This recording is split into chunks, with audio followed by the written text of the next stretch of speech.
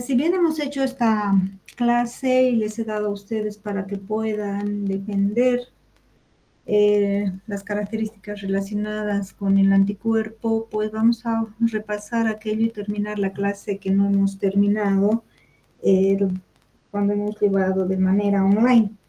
Es importante que ustedes reconozcan toda la estructura del anticuerpo, qué característica tiene cada uno de ellos, porque en base a eso se produce la respuesta inmune del organismo frente a diversas patologías. Entonces, conocer cómo es el anticuerpo, conocer que la composición, todo aquello es muy importante. Por lo tanto, vamos a concluir también la clase que no habíamos concluido la anterior semana. Volvemos a repetir entonces, vamos a hablar sobre los anticuerpos y no nos olvidemos que habíamos visto que son proteínas que están, que se han producido inicialmente en los vertebrados. Habíamos visto eso al inicio de la materia, que la respuesta inmune adaptativa se da con el inicio de los vertebrados, ¿verdad? Y lo que hace es que estos anticuerpos, también denominados de hecho inmunoglobulinas, pues se dan en respuesta a diferentes exposiciones a que una persona pueda tener a diferentes antígenos.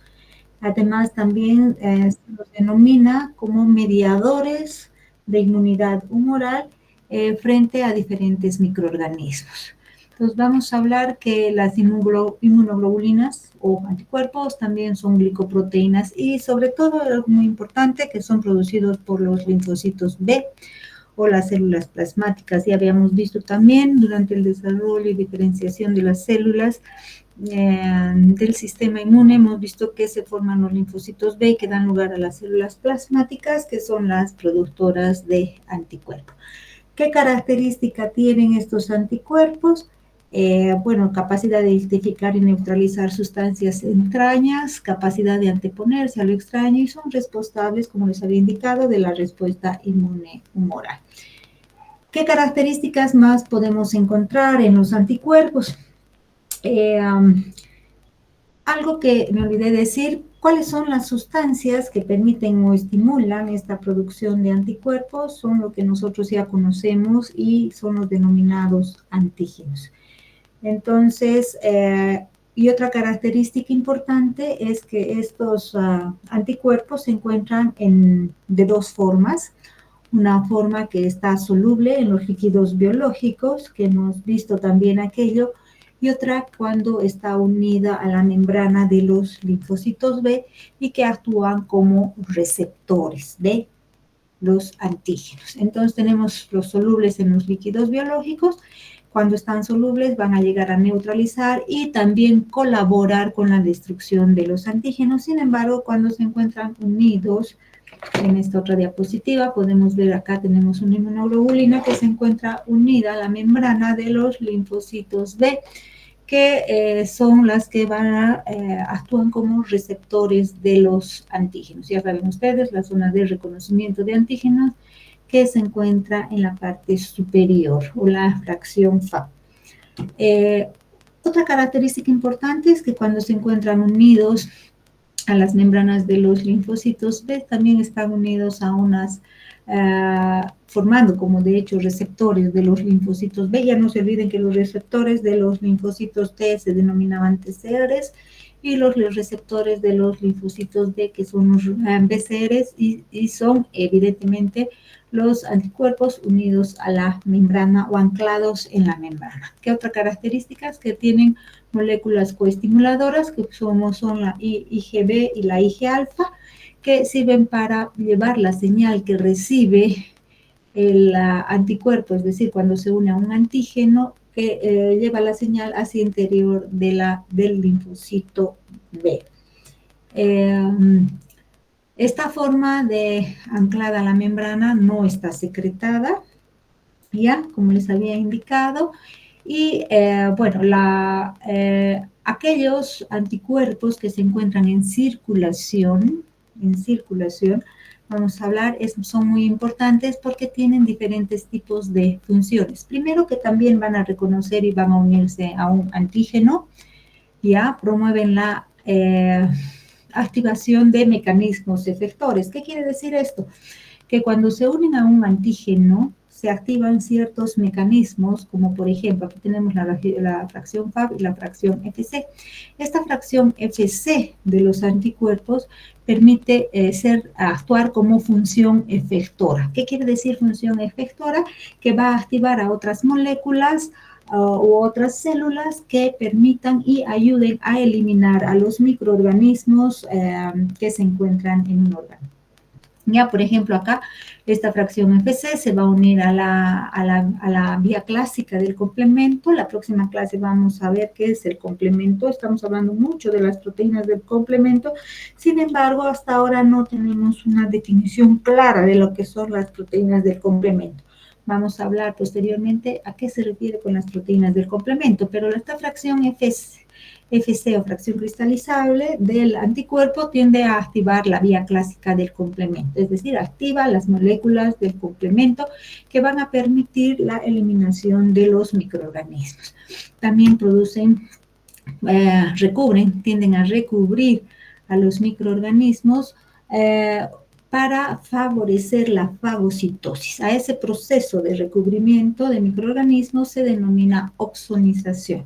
Entonces, como les había dicho, es como cuando uno va a comer alguna comida y si no le echa sal, pues se siente fea la comida. Sin embargo, con la sal es más rica y apetitosa. Bueno, eso es lo que sucede. Recubren a los microorganismos para poder eliminar. También activan a ciertas células como por ejemplo a las natural killer, etcétera, a los mastocitos, activan a estas células para que liberen los componentes que tienen, ya habíamos visto que son, para eliminar a los microorganismos y permiten la sensibilización y activación de diferentes células por esos mecanismos. Y aquí vemos aquello. Primero, que hay vamos a hablar de lo que es el epítopo y el parátopo para que puedan recordar. Habíamos dicho que el lugar de unión del anticuerpo que se une a un antígeno se denomina parátopo. Ese es en el anticuerpo. Sin embargo, el lugar de unión del antígeno con el anticuerpo, el que está en el antígeno, se denomina epítopo. Y tanto el parátopo como el epítopo deben encajar perfectamente, o sea, el anticuerpo debe reconocer específicamente la estructura en el antígeno para que pueda encajar y pueda ejercer y tener una interacción. A eso también se le conoce con el nombre de afinidad, es decir, el antígeno o el anticuerpo tiene que tener afinidad con el antígeno. Y una vez que se une, que es lo que habíamos dicho, sobre todo en aquellos anticuerpos que se encuentran en circulación, que no se encuentran anclados a la membrana, sino que están en circulación, producen ciertos efectos, se forman como compuestos efectores. ¿Efectores por qué? Porque van a producir neutralización de moléculas, como podemos ver acá, ¿sí?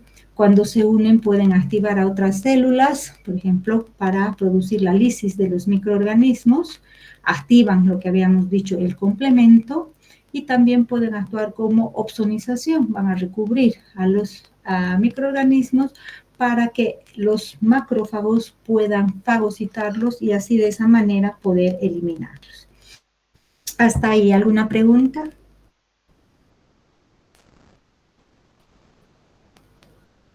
Hola. Todo Doctora, claro. Dígame, doctora, dime. ¿podría repetir sobre los para todo? Parátopos. Es Acá, este sector habíamos visto nosotros que el lugar donde se une la inmunoglobulina con los antígenos a la zona se denomina parátopos, la zona que se encuentra en el anticuerpo. Sin embargo, el lugar o del parásito, el lugar de unión al anticuerpo se denomina epítopo. ¿Está claro?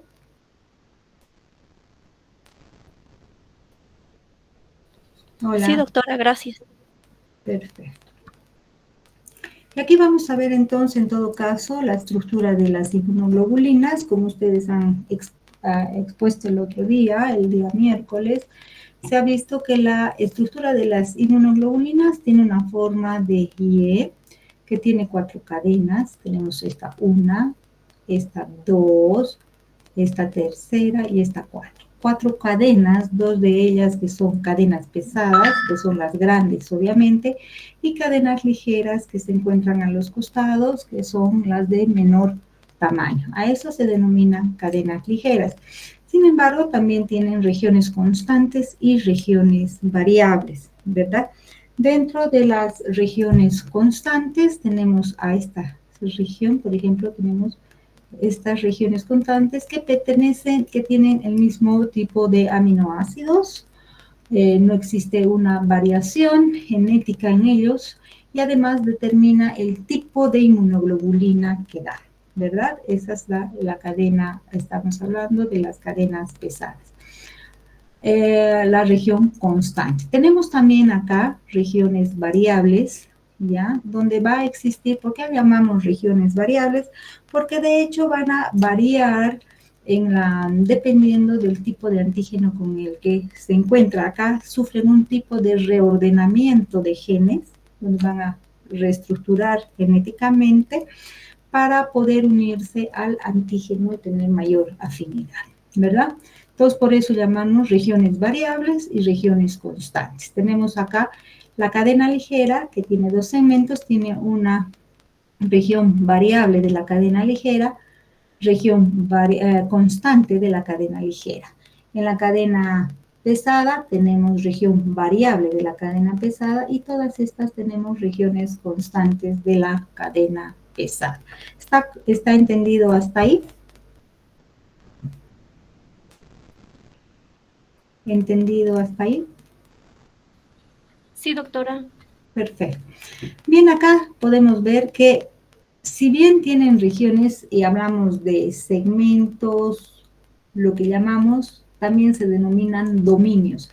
Acá, por ejemplo, tenemos un esquema de una inmunoglobulina G y acá tenemos que es secretada, es decir, se encuentra en circulación, y acá tenemos la inmunoglobulina M de membrana, que se encuentra, como su nombre indica, fijada a la membrana de los linfocitos B.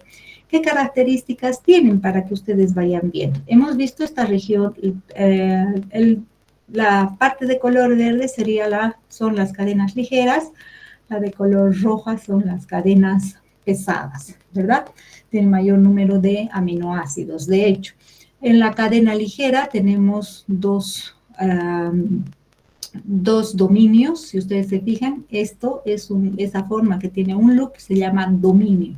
Se tienen 2 dominios en la cadena ligera de la región FAB. Estamos hablando, la región FAB es esta, la región de unión al anticuerpo, y la región FC o región cristalizable, que sería este segmento. Entonces, en la cadena pesada, la región FAB de la cadena pesada también tiene 2 dominios, como ustedes pueden ver, y en la cadena pesada tenemos en la región FC tenemos también 2 dominios. Entonces, estamos hablando, tenemos una región que es aminoterminal, la parte de acá arriba, y tenemos en la parte de la cola o la parte de abajo, también tenemos una región carboxiloterminal. En el extremo FC se encuentra la región carboxiloterminal y en la región FAB, en el extremo, se encuentra la región aminoterminal, que es la región donde se va a unir al antígeno. Tenemos también una región de bisagra, ¿sí? Que es esta, la región de bisagra, que determina la región FAB de la región, o limita la región FAB de la región FC. ¿Sí? Y no nos olvidemos que los enlaces que se dan es por puentes disulfuro, ¿verdad? Entonces, esta región de bisagra lo que hace es permitir movilidad al anticuerpo para que pueda unirse al antígeno dependiendo del lugar donde se encuentre el antígeno, si está muy cerca o no. No nos olvidemos que cuando tenemos un anticuerpo, acá tenemos 2 sitios de unión al antígeno. Acá tenemos un sitio de unión y acá tenemos otro sitio de unión al antígeno. Si vemos acá la inmunoglobulina de membrana que se encuentra fijada a la membrana plasmática de los linfocitos B, también podemos ver que existe una diferenciación. En la región FC existen 3 dominios, no 2, como en el caso de la inmunoglobulina G. Entonces, de un anticuerpo a otro tipo de anticuerpo, entonces van variando tanto la región FC como la región FAP, ¿verdad? Entonces, la región de hecho FC le da la característica de la determinación de tipo de inmunoglobulina que se tiene. ¿Alguna pregunta hasta acá?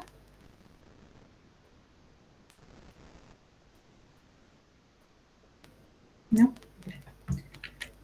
¿Y qué es lo que se había visto anteriormente? Que cuando se utilizaban algunas moléculas, no, algunas, por ejemplo, cuando usaban papaína, en todo caso, lo que se había visto es que la papaína producía una ruptura, digamos, a nivel de, por encima de la región de bisagra del anticuerpo. Por lo tanto, le daba la liberación, la formación de 3 fracciones. Una fracción, 2 fracciones FAP y una fracción FC. Era cuando se utilizaba elementos proteolíticos, enzimas proteolíticas, para poder romper, digamos, o disociar a la inmunoglobulina. Entonces tiene con la papaína 2 fragmentos FAP y un fragmento FC. Sin embargo, con la pepsina, si ustedes se fijan, la región donde va a producir la ruptura del anticuerpo es por debajo de la región de bisagra.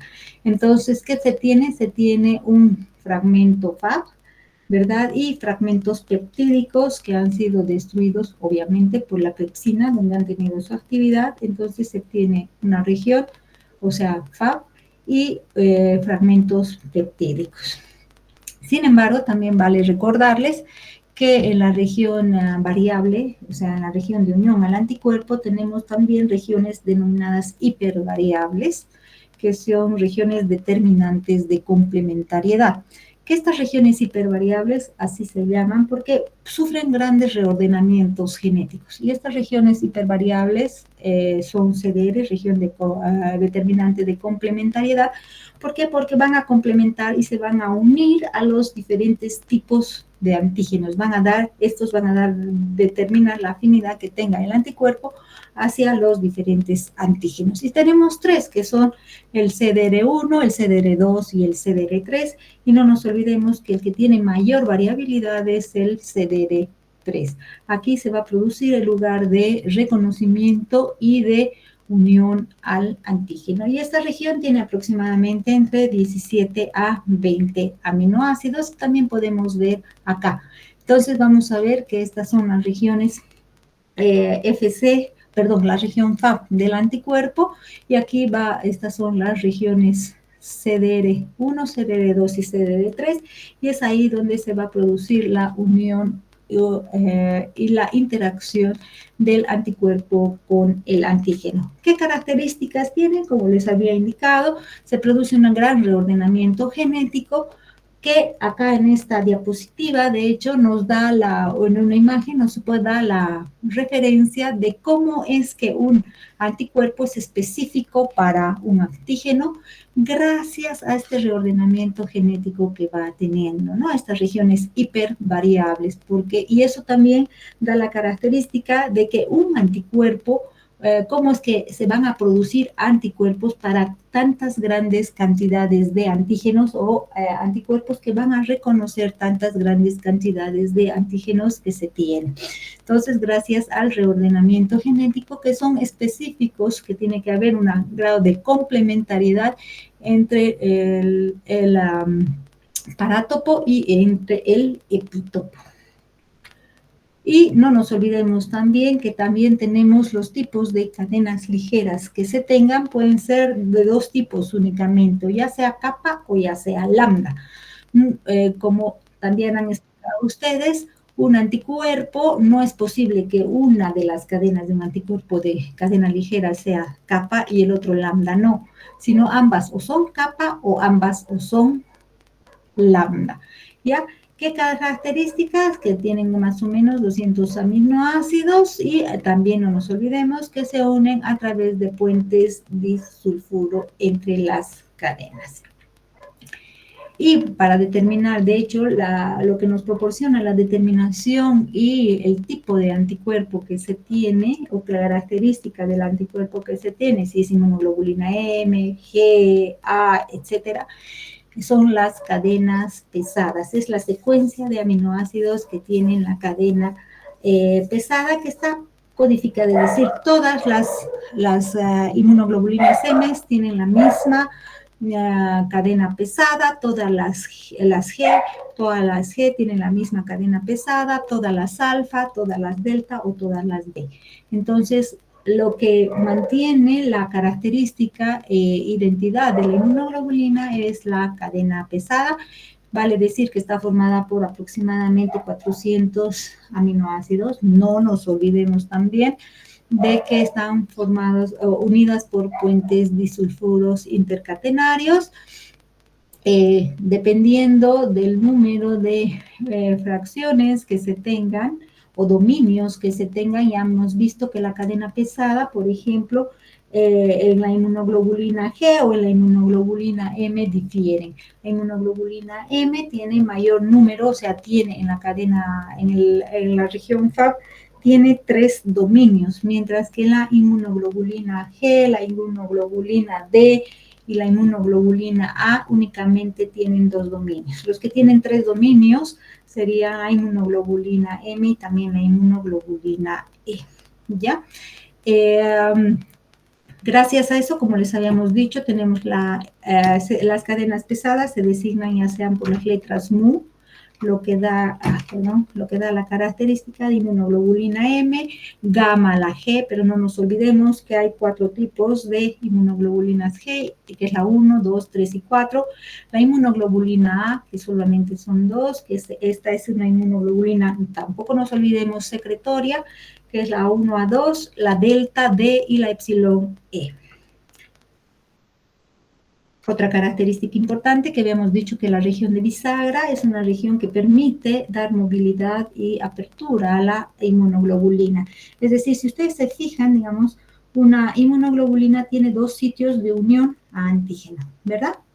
Entonces, ¿qué característica tiene esta? Que si los antígenos se encuentran, digamos, en diferentes lugares o diferente posición bastante separada, esta región de bisagra permite aperturar los brazos de la inmunoglobulina para poder unirse al antígeno. Y si se encuentran más juntos, también permite que esta región de bisagra permita que se cierre los brazos de la inmunoglobulina para llegar al lugar y poder unirse a su anticuerpo específico. Habíamos visto que existen diferentes tipos también de inmunoglobulina, ya que son la IgG, como les había dicho, tenemos dos regiones o dos regiones dos dominios en la región FAB. La inmunoglobulina M tiene 3 dominios, la D2, la A2 y la E tiene 3 dominios en la región FAB. Sin embargo, otra característica importante es que acá tenemos, por ejemplo, acá el monómero de inmunoglobulina M y el monómero de inmunoglobulina A. Sin embargo, cuando salen a circulación hemos visto que la inmunoglobulina M va como pentámero. ¿Qué quiere decir?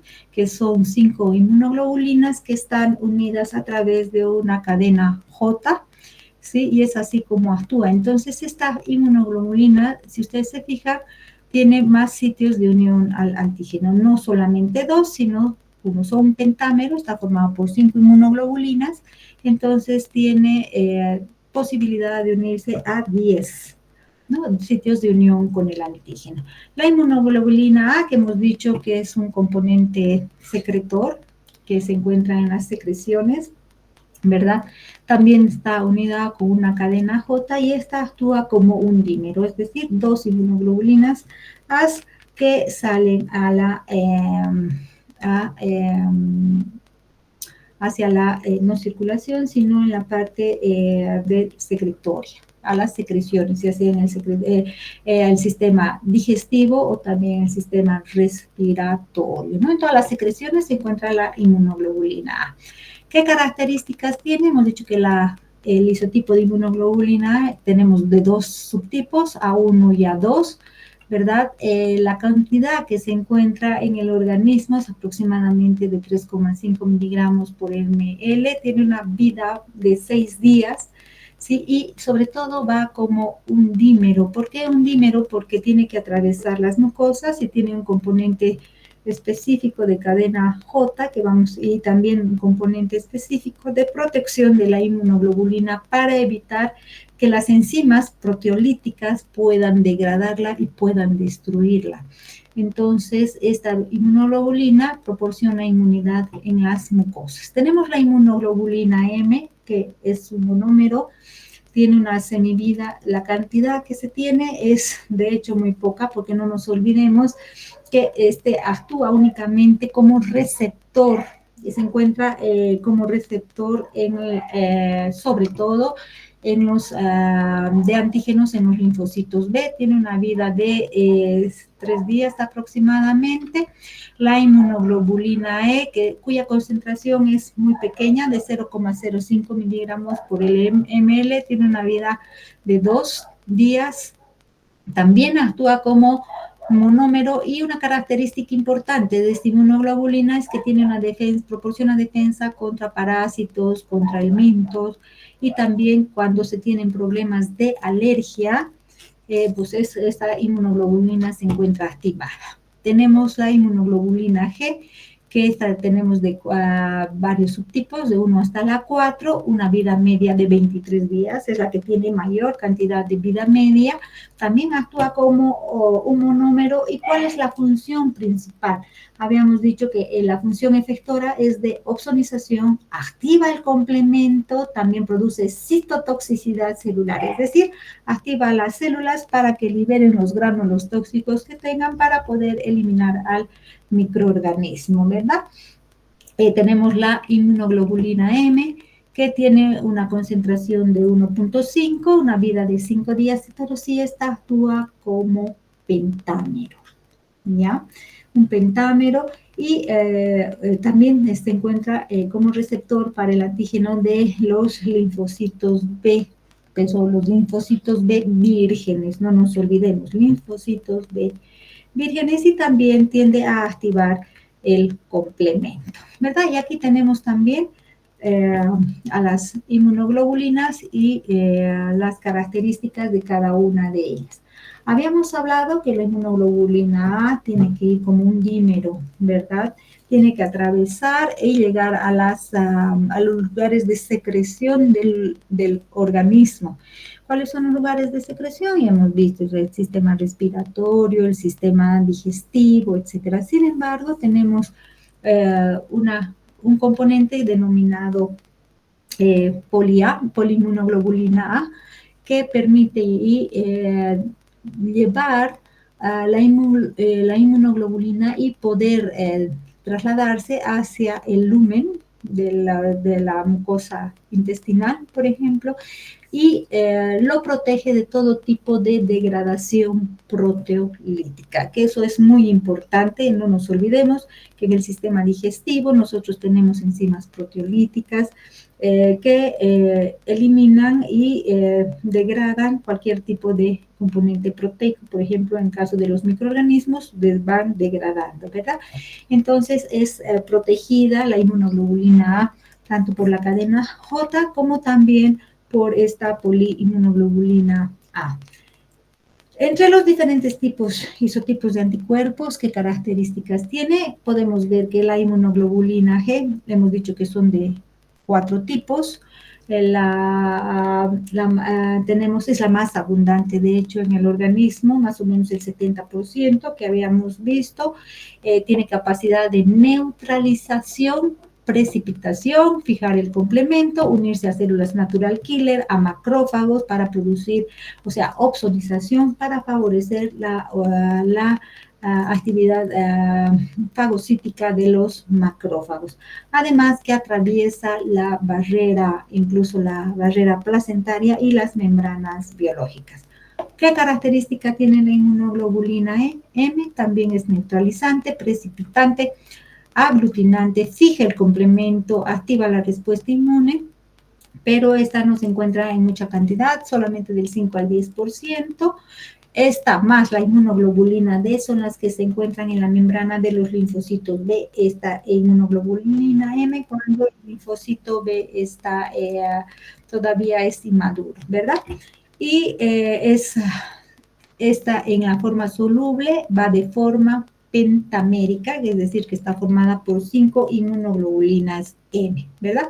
Por lo tanto, como habíamos dicho también, tiene 10 sitios de unión al antígeno. Tenemos la inmunoglobulina A, ¿verdad? Que es una inmunoglobulina que también neutraliza a los microorganismos, ya no fija el complemento y el proceso de opsonización es muy débil. Lo que hace mayormente es neutralizar, evitar que los microorganismos se adhieran a las membranas de las mucosas. Se encuentra en los líquidos biológicos, líquido cefalorraquídeo, en las lágrimas, saliva y también en la leche materna.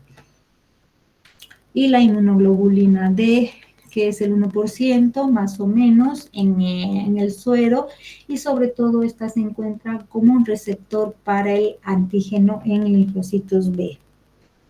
La inmunoglobulina E, hemos dicho qué características tiene. También tiene una concentración sérica baja, no tiene que ser muy elevada, ya que cuando esta se eleva es porque existe algún proceso parasitario y también o algún proceso alérgico, ¿no?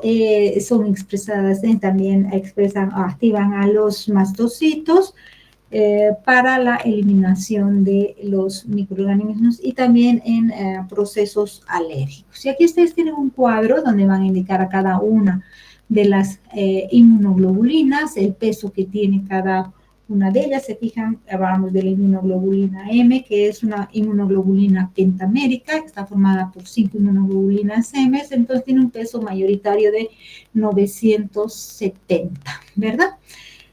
¿Qué características podemos determinar aquí? Que cuáles son las que activan el complemento. Si ustedes se fijan, la que más activa el complemento es la inmunoglobulina G3 y la inmunoglobulina M.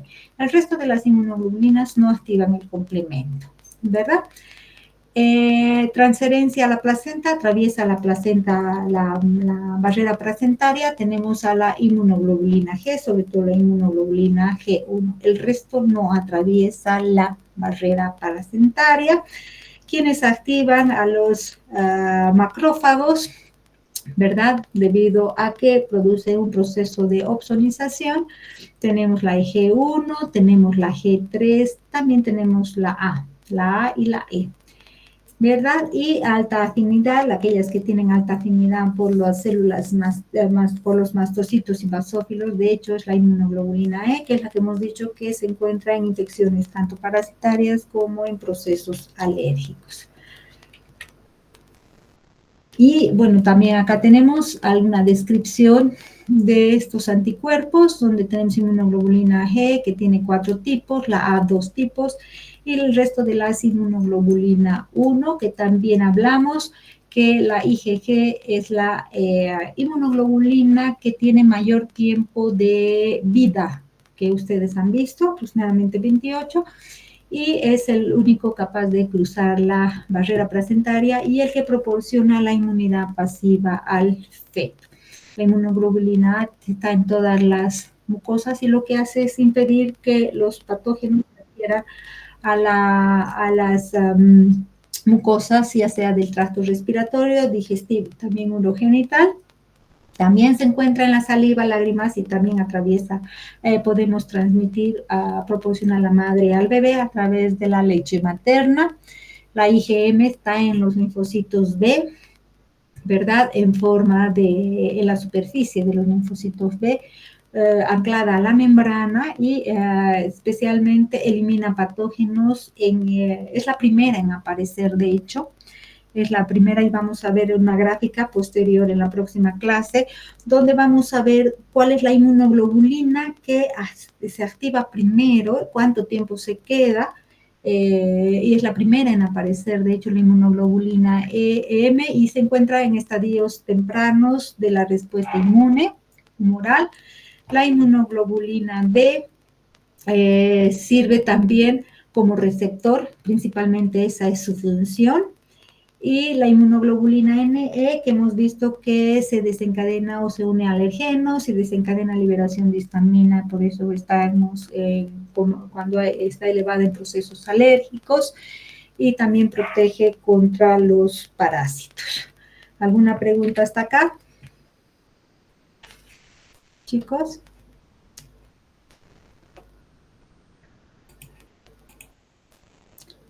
¿Preguntas? ¿Está todo entendido? Es importante que vean todos estos aspectos, ¿no? Para poder, y bueno, ver que la función de los anticuerpos es muy, muy importante en una respuesta inmune, sobre todo adaptativa, y poco a poco vamos a ver cómo es que se ha producido, por ejemplo, en el caso de ahora del COVID, que hemos vivido en la etapa del COVID, cómo es que han actuado, por qué pedían algunos tipos de determinación de IgM, IgG y todo aquello. Vamos a ver la siguiente clase. Pero lo que me interesa a ustedes es que fijen todos estos conceptos y que se tienen sobre los anticuerpos. ¿Alguna pregunta o duda que hayan tenido? Les estoy volviendo a dar porque durante la exposición he visto que les ha faltado exponer más. Algunos grupos creo que no tenían un poco ni conocimientos ni idea de lo que estaban hablando, entonces es importante que vayan leyendo y viendo, porque poco a poco, aparte de darles poco a poco los componentes del sistema inmune, después vamos a ver la integración, cómo actúa cada uno de ellos en diferentes procesos patológicos. ¿Preguntas? ¿No? Si no tienen preguntas, pues habríamos concluido la clase el día de hoy y que tengan una buena semana y fin de semana.